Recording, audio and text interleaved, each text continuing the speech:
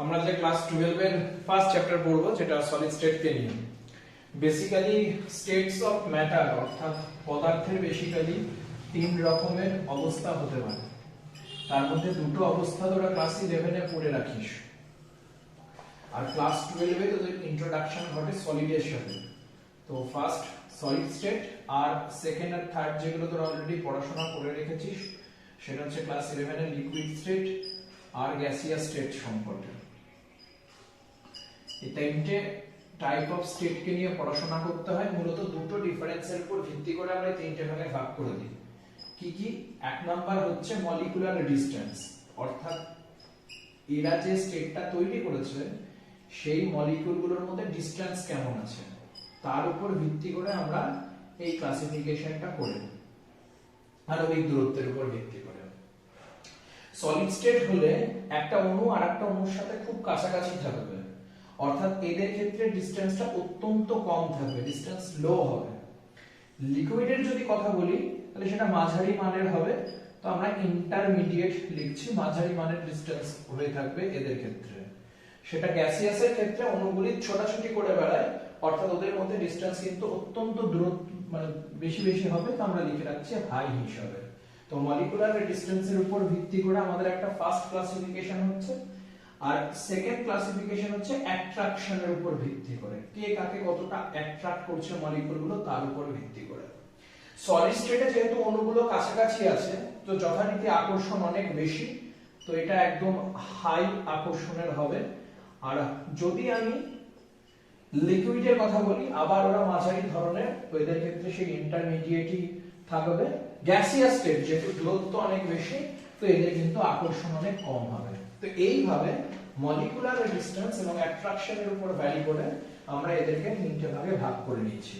তো আগে এই ক্লাসিফিকেশনটা করে নে, তারপরে একদম আলাদা করে সলিড স্টেটগুলো আমরা পড়াশোনা শুরু করব।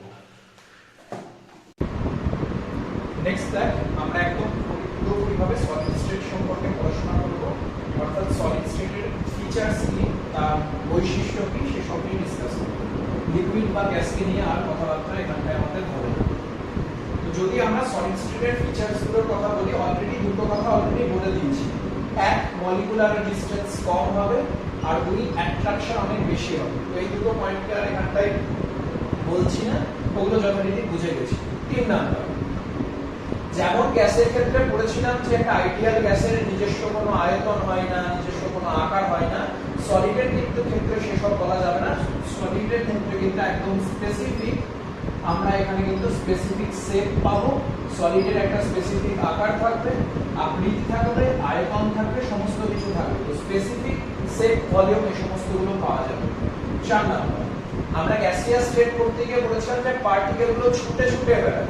সলিড স্টেটের ক্ষেত্রে কিন্তু পার্টিকেলগুলোর পজিশন, পার্টিকেল যে পার্টিকেল দিয়ে সলিড স্টেটটা তৈরি, অর্থাৎ যে উপাদান কণাগুলো রয়েছে সেই উপাদানগুলোর পজিশন কিন্তু ফিক্সড, এমন না যে আলাদা আলাদা করে দৌড়ে দৌড়ে বেড়াচ্ছে, একদম পজিশন হচ্ছে ফিক্সড। আমি যদি এদের কথা বলি তাহলে এরা একদম যথারীতি সলিড মানে আমরা জানি তারা রিজিড বডি, দৃঢ় বস্তু, তাহলে এরা যথারীতি রিজিড হবে এবং এদেরকে সহজে কম্প্রেস করা যাবে না। কম্প্রেস করা যাবে না মানে এদেরকে আমরা সহজে কি করতে পারবো না, বেঁকাতে পারবো না, বা ওদেরকে সংকোচন প্রসারণ করতে পারবো না। তো সেজন্য আমরা লিখবো লো কম্প্রেসিবিলিটি।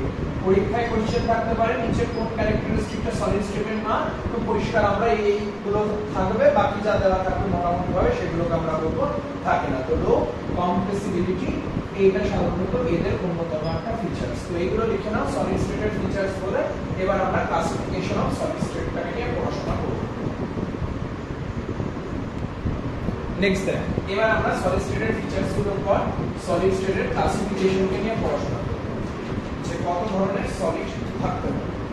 আমার টপিক হচ্ছে টাইপস অফ সলিড।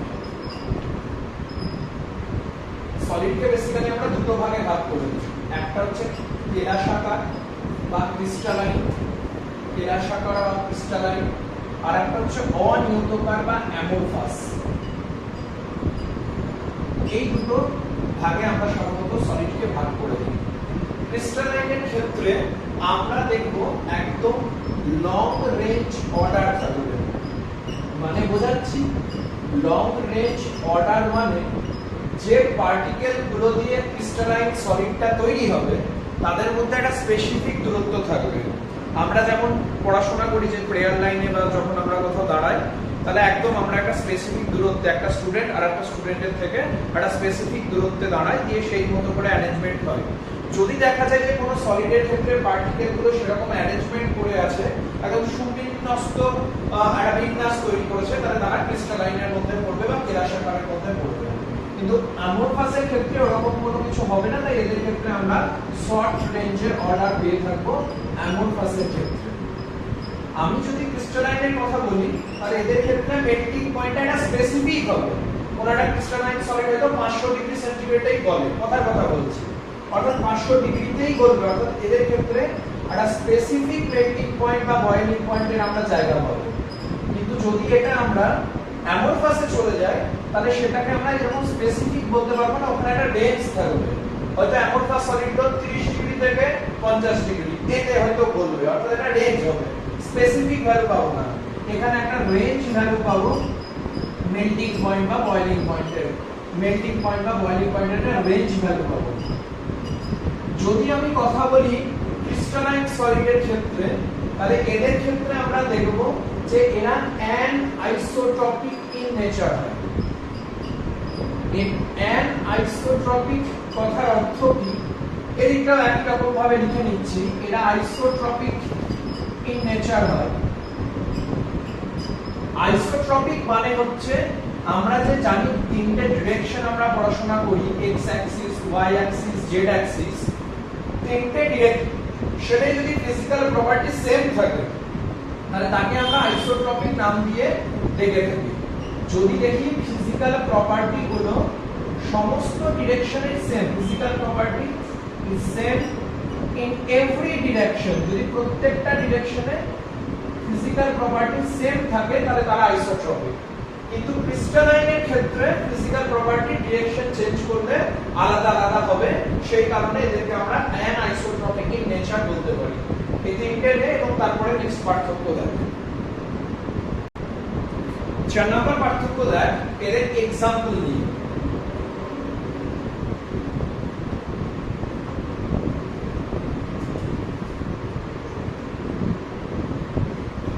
যদি ক্রিস্টালাইনের এক্সাম্পল বলি, তাহলে বেসিক্যালি যেমন NaCl বা ম্যাগনেসিয়াম অক্সাইড, এই ধরনের তুই যে কোনো ধরনের বেনজোইক অ্যাসিড, এগুলো সমস্ত ক্রিস্টালাইন সলিডের মধ্যে পড়ে যাবে। যদি অ্যামরফাসের এক্সাম্পল বলি, অ্যামরফাসের ক্ষেত্রে বেসিক্যালি আমরা দেখব যে প্লাস্টিকের মতো যে সমস্ত সলিড বা রাবার বা গ্লাস, সিলিকা গ্লাস, এরা সমস্ত কিছু এক্সাম্পল হবে অ্যামরফাসের। এটা খেয়াল রাখিস, সিলিকা গ্লাস অবস্থায় সেটা অ্যামরফাস, কিন্তু যদি সিলিকা কোয়ার্টজ হতো, সিলিকা যদি কোয়ার্টজ অবস্থায় থাকতো, তাহলে সে কিন্তু ক্রিস্টালাইনের এক্সাম্পল, এটা খেয়াল রাখতে হবে। আর এই কথাটার পরে একটা ইম্পর্টেন্ট লাইন আমাদেরকে খেয়াল রাখতে হবে, ইন সাম টেম্পারেচার, কিছু উষ্ণতায় তুই যদি একটা টেম্পারেচার প্রোভাইড করিস, তাহলে এই অ্যামরফাস সলিডগুলো অর্থাৎ অনিয়তকার সলিডগুলো ক্রিস্টালাইনে কনভার্ট হয়ে যাবে। যদি টেম্পারেচার দিস, তাহলে amorphous solid become crystalline solid, এটা ক্রিস্টালাইন সলিডে কনভার্ট হয়ে যাবে। ইম্পর্টেন্ট লাইন, এখান থেকে প্রশ্ন হতে পারে, খেয়াল রাখিস অ্যামরফাস সলিডকে তুই যদি ক্রিস্টালাইন সলিডে কনভার্ট করতে চাস, তো একটা টেম্পারেচার প্রোভাইড করতে হবে। এটা নোট করে নে, যে দেখ টাইপস অফ ক্রিস্টালাইনকে নিয়ে। এরপরে heading the types of crystalline solid. আমরা একদম কেলাসাকার কঠিন পদার্থের ক্লাসিফিকেশনকে নিয়ে পড়াশোনা করব।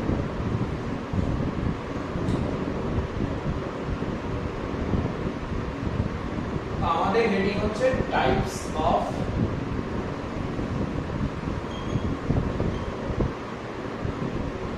ক্রিস্টালাইন তো আমরা চারটে ভাগে ভাগ করি। আমি টোটাল একটা ছক করে পুরো বিষয়টা ডিসকাস করছি। প্রথম ছকে প্রথম কলামে আমরা টাইপস, কোন ধরনের টাইপস সেটাকে নিয়ে ডিসকাস করব। সেকেন্ডে বলবো যে তার মধ্যে ওই ধরনের ক্রিস্টালাইনের মধ্যে কি পার্টিকেল আছে সেটা নিয়ে ডিসকাস করব। থার্ড কলামে আমি ডিসকাস করব যে ওদের মধ্যে ওই পার্টিকেলগুলোর মধ্যে কেমন ফোর্স কাজ করছে। ফোর্থে আমি ডিসকাস করব एग्जांपल নিয়ে যে কারা ওই ক্যাটাগরির एग्जांपलের মধ্যে পড়বে। তারপরে আমি ডিসকাস করব নেচারকে নিয়ে। নেচার মানে তারা ভেঙে যাবে না অপেক্ষাকৃত শক্ত হবে। তারপরে ডিসকাস করব যে তারা কারেন্ট তড়িৎ পরিবহন করে কিনা। কারেন্ট কন্ডাকশনের উপর একটা দাঁড়িয়ে একটা ভাগ করব। আর সবার শেষে মেল্টিং পয়েন্টকে নিয়ে একটা ভাগ করব। তাহলে সমস্তটা ডিসকাস হয়ে যাবে। প্রথম টাইপ অফ ক্রিস্টালাইন সলিডের মধ্যে আমরা যাকে নিয়ে ডিসকাস করছি তার নাম মলিকুলার সলিড। মলিকুলার সলিড এটা হচ্ছে আমার প্রথম টাইপ অফ সলিড। যদিও এরও ক্লাসিফিকেশন হয়, তাকে বেসিক্যালি তিনটে ভাগে ভাগ করি। সবার প্রথম হচ্ছে নন পোলার মলিকুলার সলিড। তো ফার্স্ট ক্যাটাগরি হচ্ছে নন পোলার। আমরা সকলে জানি পোলার কাকে বলে। পোলার মানে ইলেকট্রোনেগেটিভিটির পার্থক্য থাকবে, ইলেকট্রন কেউ টেনে নেবে, তো তাকে আমরা পোলারাইজড ফর্ম বলি। নন পোলার মানে কেউ টানছে না, এরকম একটা ফর্ম তৈরি হবে। অর্থাৎ নন পোলার মানে ডাইপোল মোমেন্ট থাকবে না। যারা পোলার হয় তাদের ডাইপোল মোমেন্ট থাকে, দ্বিমেরু ভ্রামক থাকে। আর যারা নন পোলার হয় তাদের ডাইপোল মোমেন্ট থাকে না, তাদের ডাইপোল মোমেন্ট জিরো হয়। তাহলে এর एग्जांपल গুলো খুব সহজে বুঝছি। যারা যারা ডাইপোল মোমেন্ট নেই এবং সলিড তাদেরকে আমরা এখানকার एग्जांपल-এ ফেলে দিতে পারি। বাকিগুলো আগে সেরে নিই, তারপরে ধীরে ধীরে ওটা নিয়ে ডিসকাস করছি। নন পোলারের মধ্যে যে পার্টিকেল গুলো থাকবে, হেডিং যেহেতু মলিকুলার সলিড দিয়েছি, তাহলে পার্টিকেল তো অবভিয়াসলি এখানে মলিকিউল, অন্য কিছু থাকতে পারে না। অবভিয়াসলি এখানে মলিকিউল হচ্ছে পার্টিকেল। ফোর্স কি, এই জায়গাগুলো মন দিয়ে শোনো। নন পোলার হলে তার মধ্যে ডাইপোল কাজ করছে না, কারণ ডাইপোল মোমেন্ট জিরো। যেখানে ডাইপোল কাজ করছে না সেখানে বেসিক্যালি লন্ডন ফোর্স কাজ করে। লন্ডন ফোর্স কাজ করে। এই লন্ডন ফোর্স অত্যন্ত দুর্বল, অত্যন্ত ভেরি উইক একটা ফোর্স। एग्जांपल-এ কি বললাম, বাকি কথায় মনে রাখবো যে যাদের ডাইপোল মোমেন্ট, আমরা ক্লাস 11-এ অলরেডি পড়ে রেখেছি ডাইপোল মোমেন্ট রাসায়নিক বন্ধন চ্যাপ্টারে, যাদের ডাইপোল মোমেন্ট জিরো হবে। যেমন যদি एग्जांपल দেখি, যেমন ধরে নে হাইড্রোজেন H2 আকারে সলিড অবস্থায় আছে, H তার মানে কোনো ডাইপোল মোমেন্ট নেই, কারণ ওদের মধ্যে কেউ পজিটিভ কেউ নেগেটিভ না। একটা হাইড্রোজেন আর একটা হাইড্রোজেনের সাথে এভাবে আছে, তো কেউ তড়িৎ ঋণাত্মক না কেউ তড়িৎ ধনাত্মক না, তো ওর মধ্যে কোনোভাবে ডাইপোল মোমেন্ট তৈরি হবে না। বা CCl4 কার্বন টেট্রাক্লোরাইড, আশা করি মনে পড়ছে যে কার্বনের CCl4 কে আমরা এভাবে ডিসকাস করে নিতাম। তড়িৎ ঋণাত্মক তো বটেই, কার্বন ক্লোরিনের থেকে তড়িৎ ঋণাত্মক, তো এখানে A নেগেটিভ, এখানে নেগেটিভ নেগেটিভ নেগেটিভ। আর আমরা সব সময় জানি ডাইপোল মোমেন্ট পজিটিভ থেকে নেগেটিভ ডিরেকশনে হয়ে থাকে। তাহলে এখন এই কার্বন ক্লোরিনের মধ্যে যে ডাইপোল মোমেন্ট তৈরি করবে সেটা এদিকে ব্যালেন্স হয়ে যাবে। অর্থাৎ কেউ যদি আমাকে এদিকে 5-এ টানে তো ওদিকেও আমাকে 5-এ টানছে, তো ব্যালেন্স হয়ে গেছে।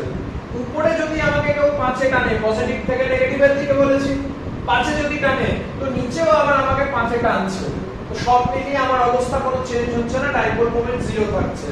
তাহলে এই রকম যে एग्जांपल গুলো হবে সবাই নন পোলারে হবে। নেচার কেমন হবে বললাম, লন্ডন ফোর্স অত্যন্ত দুর্বল। যদি দুর্বল হয় কেউ তাহলে ভীষণভাবে সে সফট হবে, ভীষণ সফট হবে, একদম নরম হবে। কারেন্ট কন্ডাকশন, এটা বেসিক্যালি কারেন্ট কন্ডাকশন করে না, অর্থাৎ অন্তরক তড়িৎ পরিবহন করে না, ইংরেজিতে যাকে আমরা ইনসুলেটর বলে ডেকে থাকি। অবভিয়াসলি মেল্টিং পয়েন্ট তো তাহলে ভেরি লো হবে। মেল্টিং পয়েন্ট যেহেতু ভেরি লো হবে কারণ ফোর্সটা দুর্বল, সহজেই তারা সাধারণত মেল্টিং পয়েন্টের কনসেপ্ট বুঝতে পারে। সেকেন্ড ক্যাটাগরি অর্থাৎ একের এবার আমরা বি টাইপকে নিয়ে ডিসকাস করব। নন পোলার যদি হয়ে যায় তাহলে বি তে অবভিয়াসলি পোলার ক্যাটাগরি আসবে, মেরুধর্মী ক্যাটাগরি আসবে, বুঝতে পেরে গেছি। মলিকুলার সলিড তো এরাও, তাদেরই তো ক্লাসিফিকেশন করছি, তো এরাও হবে মলিকুলার সলিডের মধ্যে। এখানে নিশ্চয়ই লং ডট ফোর্স থাকবে না, পোলার মানে ডাইপোল মোমেন্ট এসে গেছে।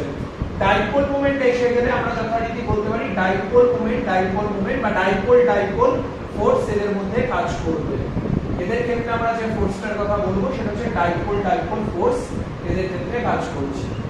এক্সাম্পল কি হবে যাদের ডাইপোল মোমেন্ট আছে, এরকম কোন এক্সাম্পল কে নিয়ে কাজ করব, যেমন ধরনের সালফার ডাইঅক্সাইড।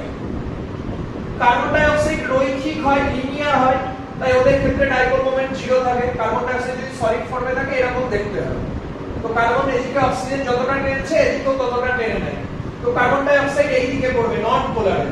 বাট সালফার ডাইঅক্সাইডের যদি কথা বলি, সালফার ডাইঅক্সাইড লিনিয়ার স্ট্রাকচার হয় না। সালফার ডাইঅক্সাইডের ক্ষেত্রে আমরা এভাবে স্ট্রাকচার বানাই, তো যথারীতি ব্যালেন্স করবে না, সেটা আমরা হাইব্রিডাইজেশনে পড়েছি, যেহেতু ওদের মধ্যে লোন পেয়ার থাকে। সালফারের মধ্যে যেহেতু লোন পেয়ার আছে, তো আমরা সেটা হাইব্রিডাইজেশন করে দেখে নিচ্ছি যে এটা রৈখিক না। রৈখিক না হলে কোনোভাবে ব্যালেন্স হবে না, তাদের মধ্যে ডাইপোল মোমেন্ট কিন্তু থাকবে, তাই ওরা পোলারের মধ্যে পড়বে। এরকম আরো যে কোনো সলিড, যেমন যদি HCl সলিড আকারে থাকে তাহলে যথারীতি সেটা কিন্তু এই পোলার টাইপের এক্সাম্পলের মধ্যে পড়বে। নেচার কেমন হবে, এদের মতো সফট না হলেও সফট তো এরা বটে, এরাও সফটই বটে, যেহেতু এমন কিছু স্ট্রং বন্ড হয় না মলিকুলার মানে ডাইপোল ফোর্সের ক্ষেত্রে। এরাও ইনসুলেটর, এরাও তড়িৎ পরিবহন করে না, আর ভেরি লো বলা যায় না, মোটামুটি ভাবে লো ক্যাটাগরিতে আমরা এদেরকেও ফেলে দিতে পারি। এবার আমরা সি তে চলে যাব। পোলার আমাদের ডান, লাস্ট ক্যাটাগরিতে চলে যাব ওই মলিকুলার সলিডের আন্ডারে। মলিকুলার সলিডের আন্ডারে লাস্ট যেটা আছে সেটা হচ্ছে হাইড্রোজেন বন্ড তৈরি করছে এরকম। নন পোলার, পোলার ছাড়া থার্ড ক্যাটাগরি হচ্ছে মলিকুলার, কিন্তু হাইড্রোজেন বন্ড আছে এরকম, হাইড্রোজেন বন্ড আছে এরকম। obviously এটা মলিকুলারলি ক্লাসিফিকেশন, তো এটা মলিকিউল হবে। বন্ড বুঝতে পারছি কোন ফোর্স থাকবে, হাইড্রোজেন বন্ডের তৈরি হওয়া যে ফোর্স, সেই ফোর্স এখানে তো কাজ করবে। এক্সাম্পল পাতি কথায় জল, দাদা জল তো সলিড না, কিন্তু আইস ফর্মে তো সলিড। এটা যথারীতি হাইড্রোজেন বন্ড গঠন করে, আই থিংক মুখস্থ আছে, ফ্লোরিন, অক্সিজেন আর নাইট্রোজেন, এরা হাইড্রোজেন বন্ধন গঠন করতে পারে। তাই নিয়ে আমাদের ডিটেইলস ক্লাস রাসায়নিক বন্ধন চ্যাপ্টারে পড়ানো আছে যে ফ্লোরিন, অক্সিজেন এবং নাইট্রোজেনকে যদি হাইড্রোজেনের সাথে লেগে থাকে তাহলে তারা হাইড্রোজেন বন্ড বানায়। যেমন জল হাইড্রোজেন বন্ড বানিয়ে রাখবে। যদি এর স্ট্রাকচারটা একটুখানি দেখে নিই যে জলের স্ট্রাকচার কেমন হচ্ছে, তাতে আমরা দেখব যে জল এভাবে, এই অক্সিজেন পাশে যে জল থাকবে তার সাথে হাইড্রোজেন বন্ড বানিয়ে নেবে। এই অক্সিজেন পাশের যে হাইড্রোজেন, পাশের জলের যে হাইড্রোজেন তার সাথে হাইড্রোজেন বন্ড বানিয়ে নেবে। সেইভাবে অনেকগুলো জল এক জায়গায় হয়ে যাচ্ছে। এই রকম কনসেপ্টে আমরা হাইড্রোজেন বন্ডকে পড়ে রেখেছি। নেচার কেমন হবে, একটু তো বেটার, কারণ অনেকটা জায়েন্ট মলিকিউল তৈরি করছে, জায়েন্ট অবস্থা দেখাচ্ছে, তো সেই কারণে বেটার হবে, কিন্তু তাহলে বেশি হার্ডও, খুব সলিড শক্ত, মানে পরে যাদেরকে পড়বো আয়নিক সলিড বা মেটালিক সলিড, তাদের মতো কিন্তু অতটা হবে না। তাই এখানে আমি সফটলি লিখে রাখছি, এরাও ইনসুলেটরই হয়, আর এদের থেকে বেটার মেল্টিং পয়েন্ট থাকে, একটু বেশি হয় মেল্টিং পয়েন্টটা, কিন্তু তাও আমরা মোটামুটি ভাবে লো ক্যাটাগরিতেই ফেলতে পারি। এর পরের যাদেরকে টাইপস অফ ক্রিস্টালাইনে ফেলবো তাদের তুলনায়।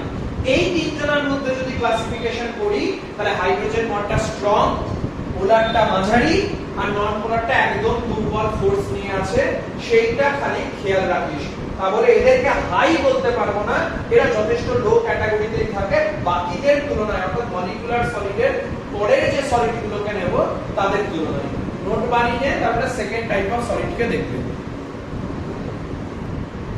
নেক্সট এবার সেকেন্ড ক্যাটাগরি দেখ, মলিকুলার সলিডের পরে সেকেন্ড ক্যাটাগরি যে ক্লাসিফিকেশনটা করব সেখানে হবে আয়নিক সলিড। বেশিরভাগটাই আমাদের পড়া আছে, যেহেতু আমরা আয়নিক বন্ড বা তড়িৎযোজী বন্ধন সম্পর্কে বাকি বহাল, তাই আমরা আয়নিক সলিড খুব ইজিলি বলতে পারবো। একটা একটা করে হোক। সবার প্রথম যেটা আছে সেটা হচ্ছে পার্টিকেল। আমরা সকলে জানি আয়নিক বন্ড কিভাবে তৈরি হয়। একটা ক্যাটায়ন তৈরি হয় ইলেকট্রনকে বর্জন করে, আর একটা অ্যানায়ন তৈরি হয় ইলেকট্রনকে গ্রহণ করে। তাহলে আয়নিক সলিডের ক্ষেত্রে আমি বেসিক্যালি পার্টিকেল হিসাবে আয়নস কে পাবো, যে আয়নস এর মধ্যে একদিকে যেমন ক্যাটায়ন থাকবে ঠিক সেরকম অ্যানায়নও থাকবে, দুটো টাইপেরই আমরা আয়নকে দেখতে পাবো। ফোর্স মনে আছে কিনা জানি না, যেমন একটা एग्जांपल ডাইরেক্ট বলছি, যেমন সোডিয়াম ক্লোরাইড Na+ আর Cl- আকারে থাকে, এক জায়গায় হয়ে গিয়ে NaCl তৈরি করে। আর এদের মধ্যে যে ফোর্সটা থাকে সেটা বারবার বলি স্থিরতাড়িতিক বল, বা ইংরেজিতে যাকে আমরা বলি ইলেকট্রোস্ট্যাটিক ফোর্স। দুটো চার্জের মধ্যে কুলম্ব বলেই গেছে যে ইলেকট্রোস্ট্যাটিক ফোর্স কাজ করবে 1/4πε0 q1 q2/r² থেকে আমরা বুঝতে পারি। নেচার আমরা সকলে জানি আয়নিক বন্ড যথেষ্ট স্ট্রং বন্ড, তো এদের ক্ষেত্রে নেচার কিন্তু এবার আর সফট হবে না, স্ট্রং বন্ড। এখানে ফোর্স যেমন তার উপর নির্ভর করছে, ফোর্স স্ট্রং তো নেচার হার্ড হবে। মেল্টিং পয়েন্ট অবভিয়াসলি তাহলে মেল্টিং পয়েন্ট হাই হবে, এখানে সঙ্গে সঙ্গে মেল্টিং পয়েন্ট হাই বলে দিতে পারি। কারেন্ট কন্ডাকশন তড়িৎ পরিবহন করে কিনা, না কারেন্ট কন্ডাকশন করে না, এরা ইনসুলেটর হিসাবে কাজ করে, তড়িৎ পরিবহন করে না। কিন্তু কখন, যখন এরা সলিড ফর্মে থাকে, যেমন NaCl সলিড ফর্মে আছে, কোনো তড়িৎ পরিবহন করছে না। কিন্তু যদি এদেরকে গলিত করে দিস, মনে আছে ধরো ইলেকট্রোকেমিস্ট্রিতে পড়বি একটা গলিত NaCl, মল্টেন NaCl, বা যদি অ্যাকুয়াস হয়, মল্টেন হয় বা অ্যাকুয়াস হয়, মানে শুধু NaCl বলে না, যে কোনো আয়নিক সলিড মল্টেন অবস্থায়, গলিত অবস্থায় বা অ্যাকুয়াস অবস্থায় কিন্তু এরা একটা তখন ভালো কারেন্ট কন্ডাক্ট করতে পারে, ভালো কারেন্ট পরিবহন করতে পারে। অর্থাৎ এরা সলিড আকারে ঠিক আছে ইনসুলেটর, তড়িৎ পরিবহন করে না, তো যখন এরা অ্যাকুয়াস ফর্মে চলে যায় বা মল্টেন ফর্মে চলে যায় তখন কারেন্ট কন্ডাক্ট করে। তুই চাইলে আরো एग्जांपल লিখে রাখতে পারিস, যেমন MgO ম্যাগনেসিয়াম অক্সাইড, এরকম ভাবে আমরা সলিড বানাই আয়নিক সলিড। এর পরের ক্যাটাগরিতে চলে যাচ্ছি, 3 নাম্বার ক্যাটাগরি, যেখানে আমরা মেটালিক সলিডকে পাবো। মেটালিক সলিড মানে ধাতুকে পাবো। 3 number category metallic solid. Metallic solid তার মানে মেটাল যেগুলো হবে, পাতি কথা, যেমন কপার, কপারের মতো কোনো মেটাল, বা ধরে নে সিলভারের মতো কোনো মেটাল, এরা বেসিক্যালি মেটালিক সলিড হবে। এদের মধ্যে পার্টিকেল কি, আমরা সকলে জানি ধাতু কি করে, ধাতুরা সবাই পিরিয়ডিক টেবিলের লেফটে থাকে বেশিরভাগ ক্ষেত্রে, আর লেফটরা ইলেকট্রন বর্জন করে। অর্থাৎ এদের ক্ষেত্রেও আয়ন সি থাকবে, কিন্তু এখানকার আয়নগুলো ক্যাটায়ন অ্যানায়ন বোথ না, এখানে বেসিক্যালি ক্যাটায়নই থাকবে, ক্যাটায়ন থাকবে।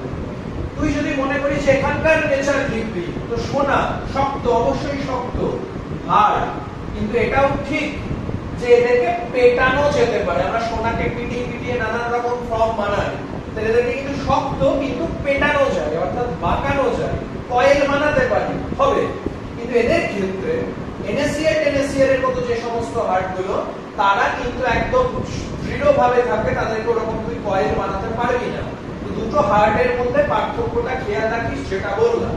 মেল্টিং পয়েন্ট এদেরও ক্ষেত্রেও এগুলোও সাধারণত হার্ড হবে, এরাও যথারীতি হার্ড হবে। পড়ে আছে এদের মধ্যে কি ফোর্স থাকবে, মেটালিক সলিড, মেটাল বন্ড বানাচ্ছে, তো ওদের ক্ষেত্রে যে ফোর্সটা থাকবে, এই ক্যাটায়নগুলো নিজেদের মধ্যে মেটাল ফর্মে ইলেকট্রন ট্রানজিশন করে। আমরা জানি সাধারণত যে কোনো মেটাল বা ধাতু ক্যাটায়ন কি করে বানায়, ইলেকট্রন ছাড়ে দিয়ে তারপরে বানায়। তো ইলেকট্রন ট্রানজিশনের ফলে তৈরি হবে, এবং এখানকার আমরা ফোর্সকে এক কথা ইলেকট্রন ট্রানজিশন বলা কথাকে আমরা মেটালিক ফোর্সের মাধ্যমে বলতে পারি। আর যদি কথা হচ্ছে কারেন্ট কন্ডাকশনে, তো অবভিয়াসলি এরা কারেন্ট কন্ডাক্ট করে, এদের ক্ষেত্রে কারেন্ট পরিবহন হবে। স্বাভাবিক কি স্বাভাবিক না, কারেন্ট কারা পরিবহন করবে, যেখানে পজিটিভ চার্জ আছে, একটা ফ্রি ইলেকট্রন আছে, তারাই নিয়ে যায়। আমরা জানি কারেন্ট I = Q/T, তো এখানে ক্যাটায়নের ক্ষেত্রে ক্যাটায়ন একা একা আছে, তো অবভিয়াসলি কারেন্ট কন্ডাক্ট করবে।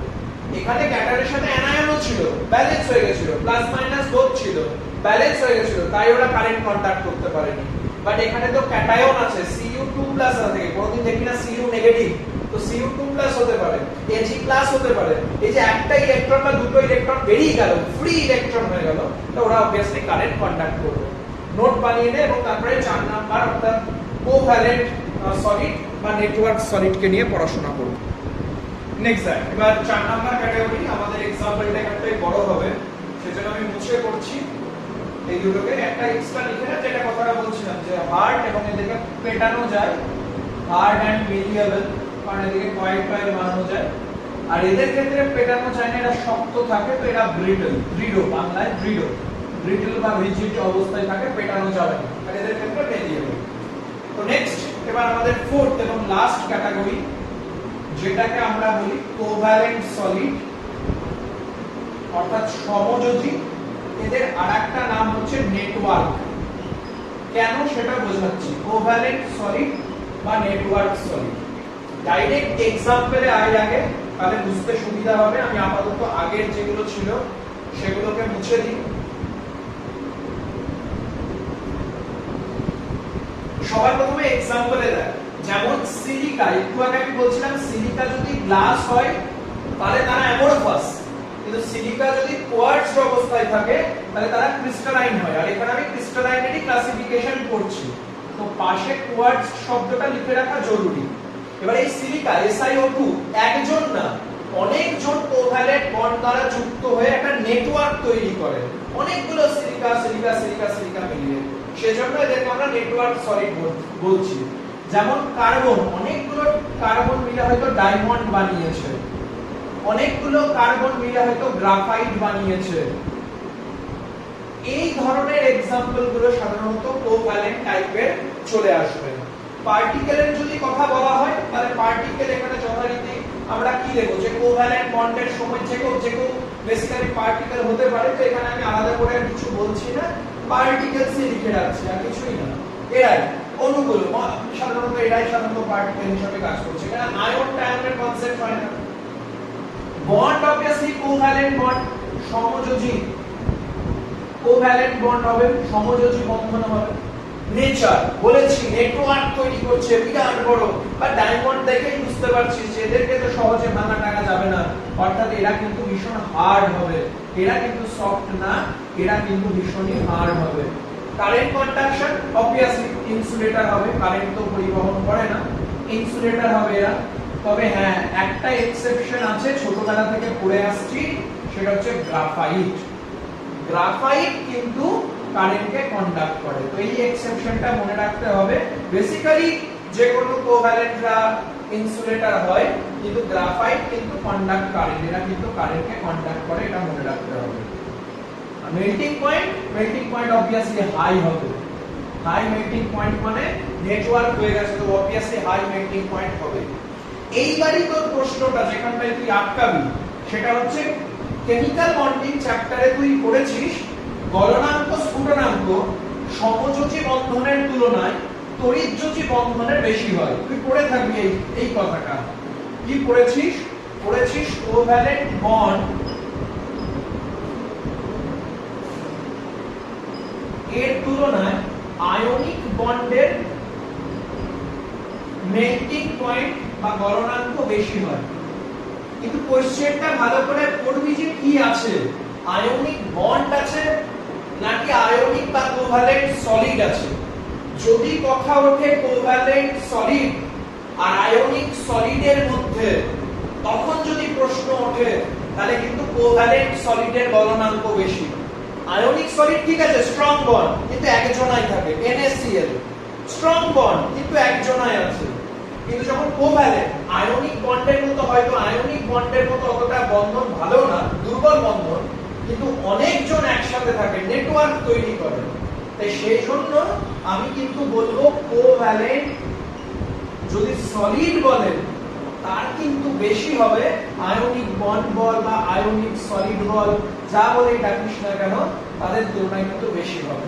তো মেল্টিং এটাকে আমরা সাধারণতভাবে লিখছি, তাই আইদার আয়নিক বন্ড বলা উচিত, আয়নিক সলিড বলা উচিত, একই জিনিস। কারণ আয়নিক সলিডে আয়নিক বন্ডই থাকে, একই জিনিস সব মিলিয়ে। তো তুই চাইলে আয়নিক বন্ডটাকে এখন স্কিপ করে যেতে পারিস বা মুছে দিতে পারিস।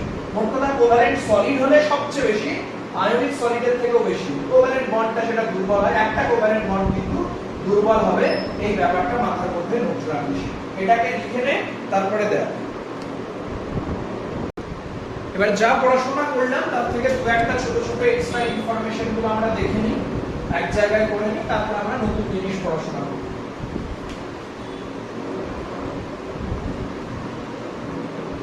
আমরা সবার প্রথমে সলিডকে দুটো ভাগে ভাগ করে নিয়েছিলাম। ফার্স্ট ভাগের ক্ষেত্রে আমরা ক্রিস্টালাইন সলিড বলেছিলাম, আর সেকেন্ডের ক্ষেত্রে অনিয়তকার বা অ্যামোরফাস সলিডের কথা বলেছিলাম। বেসিক্যালি ক্রিস্টালাইন সলিডকে আমরা ট্রু সলিড বলতে পারি। আমরা যে পার্থক্যটা করেছিলাম সেই পার্থক্যে এটাকেও এন্টার করা যেতে পারত, যে চারটে পার্থক্য লিখেছিলাম ক্রিস্টালাইন আর অ্যামোরফাসের মধ্যে। আর এদেরকে আমরা বেসিক্যালি সুপার কুলড সলিড বলে থাকি, সুপার কুলড সলিড বলে থাকি। আইস দেখে বুঝতে পারছি, গ্লাস দেখে, প্লাস্টিক দেখে, রাবার দেখে, আইস দেখে না, আইস কিন্তু ক্রিস্টালাইন সলিড। তো গ্লাস দেখে, রাবার বা প্লাস্টিক দেখে বুঝতে পারছি এরা যেন ঘনীভূত করে তৈরি করা হয়েছে। এটাকেও আমরা আলাদা করে পার্থক্য আকারে লিখতে পারি। আর একটু আগে কোভ্যালেন্টের এক্সাম্পলে আমি দুটো কথা পেয়েছিলাম, একটা হচ্ছে কার্বন ডায়মন্ড হিসাবে এবং কার্বন গ্রাফাইট হিসাবে। একটু আগে একটা পার্থক্য ক্লিয়ার করে দিয়েছি, এরা তো ইনসুলেটর, কারেন্ট পরিবহন করে না, ইলেকট্রিক পরিবহন করে না। গ্রাফাইট পরিবহন করে, সেটা আমি এক্সেপশন আকারে পড়ালাম ওখানটায়। তো খেয়াল রাখতে হবে গ্রাফাইট কেবলমাত্র কারেন্ট না, এরা কিন্তু তাপও পরিবহন করে। ছোটবেলা থেকে দেখবি পড়ে থাকবি এরা থার্মাল ভালো কন্ডাক্টর, আর তার সাথে সাথে ইলেকট্রিক বা কারেন্ট যা বলে ডাকিস না কেন তারও ভালো কন্ডাক্টর। এটা কিন্তু দুটোর ক্ষেত্রেই ভালো কন্ডাক্টর। আর ডায়মন্ডের যদি কথা বলা হয় তাহলে থার্মাল বা ইলেকট্রিক যাই আসুক না কেন কথা, দুটোর ক্ষেত্রে ইনসুলেটর। এটা একবারের প্রশ্ন ছিল, তাই আলাদা করে এদেরকে আমরা দেখে নিলাম। নোট বানিয়ে এরপর আমরা ক্রিস্টালের টাইপ অফ ক্রিস্টাল বলে নতুন হেডিং দেব, যে পড়াশোনা করব। নেক্সট টপিক হচ্ছে ইউনিট সেল। আগে আমরা ইউনিট সেল সম্পর্কে দেখব। তো এখানে এটা কারেকশন কর, ডায়মন্ড থার্মাল কন্ডাক্টিভিটি করবে, ডায়মন্ড পড়ে তো থার্মাল কন্ডাক্টিভিটি, থার্মাল কন্ডাক্টিভিটি করবে, থার্মাল কন্ডাক্টর বা ইলেকট্রিক্যাল ইনসুলেটর। আর গ্রাফাইট দুটোরই সাধারণত কন্ডাক্ট করবে। খেয়াল রাখিস এটা কারেকশন করে নিস, ঠিক করে নিস। নেক্সট দেখ, ইউনিট সেলের যদি কথাবার্তা বলি তাহলে ইউনিট সেল কাকে বলে, এটা আমরা একদম সেই সলিড স্টেটের আমাদের বেসিক একটু করে পড়া আছে। ইউনিট সেলের ডেফিনেশন হচ্ছে যেগুলো কিউব কিউব ধরে নেবা এরকম ধরনের যে কোনো ইউনিট সেল, যাকে আমরা পরপর রিপিট করে যাব এবং তারপরে একটা সত্যিকারের সলিড বানিয়ে ফেলবো। যেমন আমরা এই গোটা বাড়িটাকে ভাঙলে অনেকগুলো ইট পাই, সেরকম আমরা সলিডটাকে ভেঙে দিলে অনেকগুলো ইউনিট সেল পাবো। আশা করি ইউনিট সেলের ডেফিনেশন লেখার কোনো দরকার নেই, সোজা কথাই বলবো যে স্মলেস্ট পার্ট যা রিপিট করা হবে আর রিপিট করে আলটিমেটলি একটা সলিড গঠন করে দেবে। আমি যেটা করব সেটা হচ্ছে যে ধরে নে এদের ক্ষেত্রে আমরা যে কোনো একটা কিউবের আমি এরকম একটা ফর্ম বানিয়ে রাখছি, তিনটা অ্যাক্সিস বানিয়ে রাখছি, x অ্যাক্সিস, y অ্যাক্সিস এবং z অ্যাক্সিস। তো এই ডিসটেন্সটাকে যে কোনো ভাবে তুই যদি বানাতে চাস, যে এরকম একটা xyz বানিয়েছিস আর তার মধ্যে একটা ইউনিট সেল বানাতে চাইছিস বা একটা কিউব বানাতে চাইছিস, তো এদিকে তুই a পরিমাণ যেতে পারিস, এজ লেন্থ বলবে এগুলোতে a পরিমাণ যেতে পারিস। হয়তো এই মূল বিন্দু থেকে এদিকে a পরিমাণ গেলি, জাস্ট কথার কথা বলছি, অর্থাৎ এতটাই। y অ্যাক্সিস হয়তো b পরিমাণ গেলি, ওটা তুই এত দূর হয়তো পৌঁছলি। আর z অ্যাক্সিসে হয়তো তুই c পরিমাণ গেলি, অর্থাৎ এদিকে হয়তো c পরিমাণ গেলি, এটা একটা কিউব কমপ্লিট করলি। এই যে a b c এর কথাগুলো বলছি, এদেরকে আমরা বেসিক্যালি এজ লেন্থ বলে থাকি। এজ লেন্থ বা অ্যাক্সিয়াল ডিসটেন্স বলেও ডাকতে পারিস। অক্ষের কতটা দূর পর্যন্ত ওরা আছে, এরা হচ্ছে অ্যাক্সিয়াল ডিসটেন্স বা এজ লেন্থ। তুই আইদার a b c এই সমস্ত নাম দিয়ে ডাকতে পারিস, ঠিক আছে। আর এদের মধ্যে অ্যাঙ্গেল তৈরি করব। জেনারেলি কার মধ্যে কোন অ্যাঙ্গেলটা করছি সেটা জরুরি, র্যান্ডম না, নিজের ইচ্ছা মতো না। b আর c এর মধ্যে এই অ্যাঙ্গেলটাকে আমরা আলফা বলে ডাকি, c আর a এর মধ্যে এই অ্যাঙ্গেলটাকে আমরা বিটা বলে ডাকি, আর a আর b এর মধ্যে এই অ্যাঙ্গেলটাকে আমরা গামা বলে ডেকে থাকি। b আর c এর মধ্যে আলফা, c আর a এর মধ্যে বিটা, আর a আর b এর মধ্যে আমাদের অ্যাঙ্গেলটার নাম গামা। তো এরা হচ্ছে অ্যাক্সিয়াল অ্যাঙ্গেল, এরা হচ্ছে axial angle, either alpha, beta gamma. তবে কার মধ্যে কোনটা নিয়েছি, আলফা কার মধ্যে নিয়েছি, বিটা কার মধ্যে নিয়েছি, গামা কার মধ্যে নিয়েছি, এই আইডিয়াটুকু তোকে জানতে হবে। এখন এদের ভ্যালু কত, এ বি সি এর ভ্যালু কত, আলফা বিটা গামার ভ্যালু কত, এটার উপর দাঁড় করিয়ে আমরা ক্রিস্টালকে নানান রকম ভাগে ভাগ করতে পারি। মানে আমি বোঝাতে চাইছি, আমি যে কিউব দিয়ে বোঝালাম ওটা শুধু যে কিউবই হবে তার কোনো মানে নেই, বিভিন্ন শেপের হতে পারে, সেটা ডিপেন্ড করছে এদের উপর। তো সেটার উপর ভ্যারি করে আমরা একটা ক্রিস্টালের ভাগ করব। তো হেডিং দিচ্ছি টাইপস অফ ক্রিস্টাল, যে ক্রিস্টাল কত রকমের শেপের হতে পারে তার উপর দাঁড়িয়ে আমরা পড়াশোনা করব। তাহলে দেখব ক্রিস্টাল প্র্যাকটিস টোটাল 7টা টাইপের হতে পারে। এগুলোকে মুছে দিলাম, এই A B C alpha beta গামার উপর দাঁড় করিয়ে এদেরকে আমরা নাম দেব। তো আমরা আবার একটা নতুন ছক বানাতে যাচ্ছি।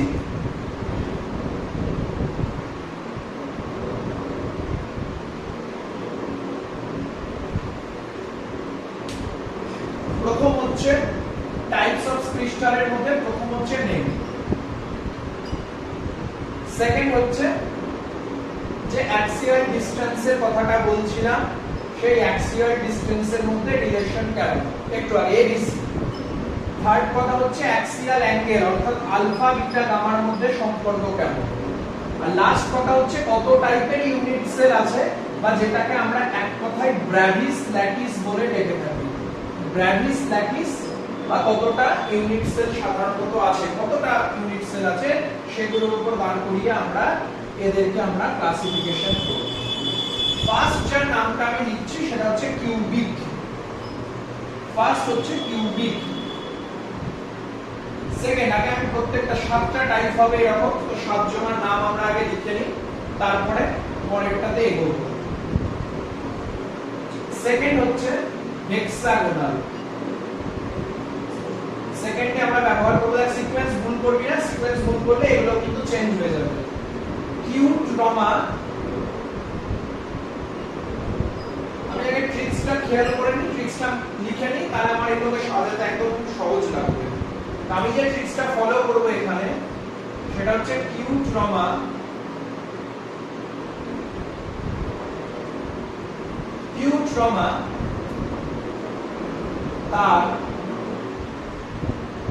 তার দিয়ে আমার 3 নাম্বারটা হয়ে যাবে। হাঁসকে, সেটা কোন একটা হাঁস বসে, তো কিউট্রমা তার হাঁসকে অর্থ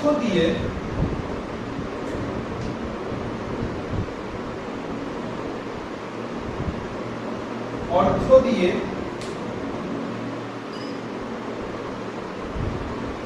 মনার ক্লিনিকে নিয়ে গেল। মনার ক্লিনিকে নিয়ে গেল কোনো এখানে মিনিং নেই। তো ট্রিক্সটা হচ্ছে কিউট্রমা তার হাঁসকে অর্থ দিয়ে মনার ক্লিনিকে নিয়ে গেল। তো cute for cubic, Rama for rhombohedral, তার ফর ট্রাইগোনাল, টেট্রাহেড্রাল, তারপর টেট্রাহেড্রাল। হাঁসকে হাঁস ফর হেক্সাগোনাল, অর্থ দিয়ে for orthohedral, Mona for monoclinic, আর ক্লিনিকে নিয়ে গেল এটা হচ্ছে ট্রাইক্লিনিক। তো ক্লাসিফিকেশন ভালো করে করবে, বিশেষ করে ক্লিনিকটা মনোক্লিনিকেও ক্লিনিক আছে, তো মনে রাখবে ওটাকে মনার বলে লিখেছি, আর যেখানে পার্টিকুলারলি ক্লিনিক ওয়ার্ড ইউজ করছি সেটাকে ট্রাইক্লিনিক বলেছি। তো এই 7টা ক্যাটাগরি ল্যাটিস আছে, কিউবিক, রম্বোহেড্রাল, টেট্রাহেড্রাল, হেক্সাগোনাল, অর্থোহেড্রাল বা অক্টাহেড্রাল বলে ডাকনা, অর্থোহেড্রাল, মনোক্লিনিক, ট্রাইক্লিনিক। কিউট্রমা তার হাঁসকে অর্থ দিয়ে মনার ক্লিনিকে নিয়ে গেল, এটা হচ্ছে ট্রিক্স, মনে রাখিস। নেক্সট এবার অ্যাক্সিয়াল ডিসটেন্সের রিলেশনশিপ। কিউবের ক্ষেত্রে এ বি সি প্রত্যেকে সমান, রম্বোহেড্রালের ক্ষেত্রেও এ বি এবং সি সমান, টেট্রাহেড্রালের ক্ষেত্রে এ বি সমান কিন্তু সি সমান নয়। হেক্সাগোনালের ক্ষেত্রেও এ বি সমান কিন্তু সি সমান নয়। শেষ তিনজনের ক্ষেত্রে কেউ কারোর সাথে সমান নয়। এবার তুই যদি সিকোয়েন্সকে উল্টো পাল্টা করে দিস তাহলে এগুলো উল্টো পাল্টা হয়ে যাবে, সেই জন্য সিকোয়েন্সটাকে খেয়াল রাখতে বলছি। পরপর আমি যেমন সাজিয়েছি সেরকমই সাজাবি, তাহলে এগুলো মনে থাকবে। প্রথম দুজনের ক্ষেত্রে প্রত্যেকে ইকুয়াল, পরের দুজনের ক্ষেত্রে এ বি সমান কিন্তু সি সমান না, আর শেষ তিনটের ক্ষেত্রে কিন্তু প্রত্যেকের সাথে ইকুয়াল না, এটা খেয়াল রাখতে হবে। এবার অ্যাক্সিয়াল অ্যাঙ্গেলে চলে আসি। অ্যাক্সিয়াল অ্যাঙ্গেলে যদি চলে আসি তাহলে পরিষ্কার কিউবিকের ক্ষেত্রে আলফা, বিটা এবং গামা কিন্তু সমান। আর একদম লাস্টে ট্রাইক্লিনিকের ক্ষেত্রে আলফাও সমান না, বিটাও সমান না, গামাও সমান না। প্রথমত এই দুটো সাজিয়ে নিলাম, তিনটেই ইকুয়াল, আর এদের ক্ষেত্রে তিনটেই ইকুয়াল না। রম্বোহেড্রালে এবার আমরা সাধারণত আছি।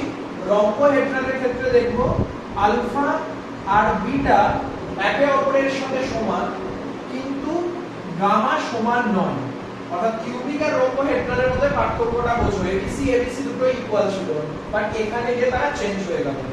টেট্রাহেড্রালের ক্ষেত্রে আলফা, বিটা, গামা সমান, অর্থাৎ কিউবিকের মতো, কিন্তু ওদের অ্যাক্সিয়াল ডিসটেন্স গুলো আলাদা আলাদা ছিল। এখানে এসে দেখব যেদের আলফা এবং বিটা দুটো 90 ডিগ্রির সাথে সমান, আর গামাটা মূলত 120 ডিগ্রি হবে। আবার অক্টাহেড্রালে যদি চলে আসি, অক্টাহেড্রালে দেখব আলফা, বিটা, গামা এটা একে অপরের সাথে সমান। মনোক্লিনিকে যদি চলে আসি তাহলে সাধারণত দেখব মনোক্লিনিক গুলোর ক্ষেত্রে আলফা আর গামা সমান, ভেরি ইম্পর্টেন্ট, আলফা আর গামা সমান এবং তাদের ভ্যালু 90 ডিগ্রি, কিন্তু বিটাটা কিন্তু 90 ডিগ্রি না। এখানে এসে বিটাটা গিয়ে চেঞ্জ। নোট বানাও, তারপরে ব্রাভিস্ট্যাটিস দেখছি। লাস্ট দেখ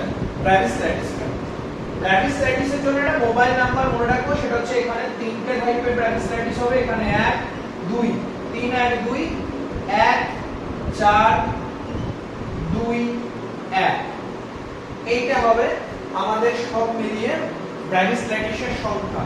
3 আর 1 এ 4টে, 6টা 7টা 11টা 13টা 14টা, অর্থাৎ ব্রাভিস্ট্যাটিস কিন্তু থাকে টোটাল 14টা, যেখানে ক্রিস্টাল ল্যাটিস কটা ছিল 7টা, cubic, rhombohedral, tetrahedral, hexagonal, অর্থোরম্বিক, monoclinic আর ট্রাইক্লিনিক। এটা অর্থোরম্বিক হবে, অর্থোরম্বিক, মনোক্লিনিক, ট্রাইক্লিনিক, অর্থাৎ ক্রিস্টালের সংখ্যা কিন্তু 7টা ছিল আর ব্রাভিস্ট্যাটিস 14টা। এবার টাকাগুলো বল দিয়ে, এই যে কিউবিকের তিনজন, তাদের নাম আমরা একটু পরে পড়াশোনা শুরু করব। তাদেরকে আমি দেখব simple cubic, body centre cubic এবং ফেস সেন্টার কিউবিক বলে, এই তিনটে পাবো। কিন্তু যেখানে একটা রম্বোহেড্রালের ক্ষেত্রে এটা কিন্তু হবে সিম্পল কিউবিক, সরি কিউবিক তো বলা যাবে, জাস্ট সিম্পল লিখে রাখছি, সিম্পল ইউনিট সেল। নেক্সট টেট্রাহেড্রালের যদি কথা বলি তাহলে এখানে আমি কিউবিক ধরে নামগুলো দিচ্ছি যাতে বুঝতে পারিস। এসসি পাবো আর বিসিসি পাবো, দুজন আছে, অর্থাৎ ফেস সেন্টারড পাবো না, বডি সেন্টার। এগুলো কি জিনিস সেটা নেক্সট ভিডিওতে বলছি, নেক্সট ক্লাসটায়। যেখানে একটা আছে অবভিয়াসলি একটু আগে বলে দিয়েছি, একটা থাকলে তাকে সিম্পল কিউবিক বলে ডাকবি। এবার 4টে আছে, তিনটের তো নাম আমি জানি, সিম্পল কিউবিক বলে ডাকতে পারি, বিসিসি বলে ডাকতে পারি, এফসিসি বলে ডাকতে পারি। 4 নাম্বারটার নাম হচ্ছে এন্ড সেন্টার। যেমন ভাবে ফেস সেন্টার, বডি সেন্টার হয়, সেরকম এন্ড সেন্টার ক্লাসে আমরা দেখিয়ে দেব। এদের দুটো, অর্থাৎ মনোক্লিনিকের ক্ষেত্রে গিয়ে দেখব যেদের সিম্পল সেন্টার পাবো, আর তার সাথে সাথে সিম্পল সেন্টারের সাথে সাথে না বিসিসি লিখিস না, বিসি এফসি লিখে না, তাহলে একদম পারফেক্ট দাঁড়াবে। Body centre, face centre, cubic তো না, তো সবকে এগুলো বলছি না, কিউবিক না, মনোক্লিনিক, অর্থোরম্বিক এরকম না। আচ্ছা, এসসি সিম্পল সেন্টার এবং তার সাথে এখানে এন্ড সেন্টার থাকে, আর এটা তো অবভিয়াসলি আবার সিম্পল সেন্টার হয়ে যাবে। তো এই হচ্ছে ল্যাটিসের নাম, পুরোটা একবার দেখে নে, মন দিয়ে ভালো করে শোন। আমাদের সিলেবাসে কিউবিকটাই পড়তে হবে। কিউবিকের ক্ষেত্রে অ্যাক্সিয়াল ডিসটেন্স এবিসি সমান, আলফা বিটা গামা সমান, আর তিন ধরনের ল্যাটিস হয়, simple centre, body cubic centre, face centre, face centre cube বা ফেস কিউবিক সেন্টার। রম্বোহেড্রালের ক্ষেত্রে এবিসি সমান আলফা বিটা গামা, ও আচ্ছা আলফা বিটা গামা সমান হবে এখানটায়। এদের ক্ষেত্রে এই অ্যাঙ্গেলটা 90 ডিগ্রি হবে আর এদের ক্ষেত্রে এই অ্যাঙ্গেলটা 90 ডিগ্রি হবে না, এইটুকু খালি পার্থক্য। মানে রম্বোহেড্রাল আর কিউবিক তো সেম হবে, alpha beta gamma same angle কিন্তু 90 ডিগ্রি নয়, কারেকশন করে দিস। এদের ক্ষেত্রে ব্যারিস্টাস একটাই থাকে, সেটার নাম সিম্পল। একই রকম ভাবে পুরো বিষয়টা দিয়েছি। পরীক্ষায় প্রশ্ন থাকবে সবথেকে বেশি ব্র্যাভিস ল্যাটিস কার থাকে, তো চারটে দেখতে পাচ্ছি কার, চারটে অর্থরম্বিকের ক্ষেত্রে সবথেকে বেশি ব্র্যাভিস ল্যাটিস থাকবে অর্থরম্বিকের ক্ষেত্রে। সেকেন্ড প্রশ্ন থাকবে কোনটা সবথেকে বেশি সিমেট্রি দেখায়, তো কিউবিক সবথেকে বেশি সিমেট্রি দেখাবে, কারণ অ্যাক্সিয়াল ডিসটেন্সও সেম, অ্যাঙ্গেলও পুরোপুরি ভাবে সেম এবং 90 ডিগ্রি, সেজন্য আমরা একে সিমেট্রি বলবো। সবথেকে আনসিমেট্রি কারা দেখাবে, ট্রাইক্লিনিক, কারণ না অ্যাক্সিয়াল ডিসটেন্স কারোর সাথে সেম, না অ্যাক্সিয়াল অ্যাঙ্গেল কারোর সাথে সেম। প্রশ্ন থাকবে এন্ড সেন্টার কাদের কাদের থাকে, তো এন্ড সেন্টার এক তো দেখতে পাচ্ছি অর্থরম্বিক যেখানে চারটে আছে, আর এন্ড সেন্টার মনোক্লিনিক তারও আছে। তো এই কয়টা জিনিসকে আমাদেরকে ক্লাসিফিকেশনটা করতে হবে ভালো করে, ছক বানিয়ে নিস, একটা ছোট্ট কারেকশন করেছি এই জায়গাটায়, সেই কারেকশনটা রাখিস, দিয়ে এটাকে বাড়িতে ভালো করে পড়াশোনা করে নিস। এবার একদম আলাদা করে আমি শুধু কিউবকে নিয়ে ডিসকাস করব, সেটা এবার দেখতে থাক, এটাকে নোট করে নে, দিয়ে দেখতে থাক।